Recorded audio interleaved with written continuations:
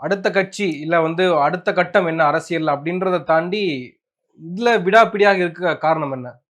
பதில் சொல்லியே ஆகணும். இது உரிமை. அதுதான் ஜனநாயகத்துடைய உரிமை.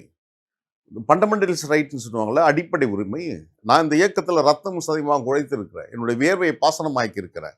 காலையில 6 மணிக்கு கிளம்புனா இரவு நடுநிசி கடந்து 12 மணி தான் மாமல்லபுரத்துக்கு வருவேன். ஆண்டுக்கு 50,000 கிலோமீட்டர் என்னுடைய வாகனத்தில் நான் பயணம் செய்திருக்கிறேன்.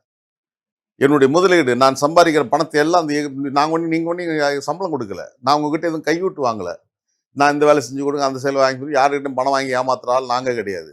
என்னால் முடிந்தால் செஞ்சு கொடுப்போம். இல்லையா என்னால் முடியாதுன்னு நான் கையெடுத்து கும்பிட்டு அனுப்பிச்சிருவேன். கல்லூரியா, பள்ளிக்கூடமா, மருத்துவமனையா, காவல் நிலையமா, நம்மளால் சொன்னா நியாயமாக தான் செய்யுங்க அப்படின்வோம். அப்படி யாருக்கிட்டையும் நாங்கள் கைவிட்டு வாங்கவர்கள் அல்ல. அப்போ இந்த அறம் சார்ந்த அரசியல்ல வந்து நாங்க வந்து இவ்வளவு தூரம் உழைச்சிருக்கிறோம். இது மாதிரி ஒரு கேள்விக்குறி ஆக்கும் போது அவங்க சொல்றாங்கல்ல, பொத்திக்கின்னு மூடிக்கின்னு போகணும் அப்படின்றாங்க. மூடிக்கின்லாம் போக மாட்டோம். ஜனநாயகம் அது. நீ வந்து அந்த சர்வதிகாரம், I am the state, all the judges are my அட்வொகேட்னு சொன்னாரு ஹிட்லரு. அவங்ககிட்ட ஒன்றா பொத்திக்கின்னு போகலாம். நாங்கள் நீ நீ பெரிய நீ வந்து ஹிட்லராக இருந்தால் கூட நான் உன்னை விட மாட்டேன், கேள்வி கேட்போம்.